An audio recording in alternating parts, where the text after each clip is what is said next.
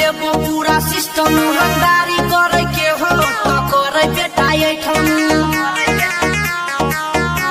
कमर में घुस के पिस्टल ये वो पूरा सिस्टम रंगदारी करे के हो तो करे बेटा ये तू यासी लिखल छै बदमाशी मार देबो गोली तोरा हेते न रे फांसी छाड़ देबो तोहर कोनो शांति छिए रे मधुबनी छिए रे मधुबनी छिए रे मधुबनी रे छौरा मारबो गोली हमरा सोझा केहू न बोली कोड़ देबो सीना छल्ली छल्ली छिए रे मधुबनी छिए रे मधुबनी छिए रे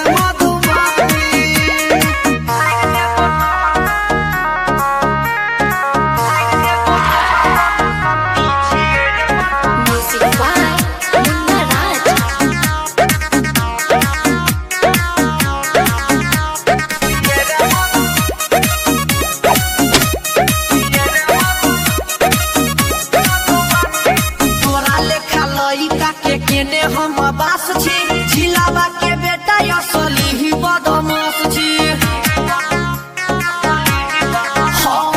तोरा लेखा लइका के केने हम बास छी जिलावा के बेटा असली ही बदमाश छी उठा के हम दुनाली चले बोहाली हाली गोली के बाद से तो कंके जाली भाग लगबे बेटा जेनी तेनी छिए रे मधुबनी छिए रे मधुबनी छिए रे मधुबनी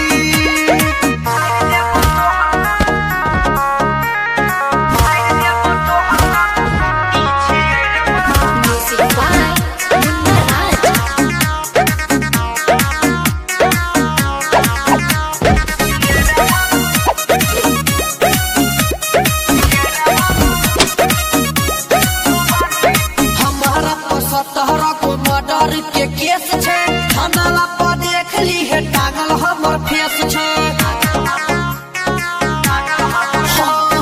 हमारा 17 को मर्डर के केस छे थाना पर देख ली है टांगल हमर फेस छे दुर्लभ कश्यप के जेना रखै छियै रे गैंग करबे जे रंगदारी माथा एते हैंग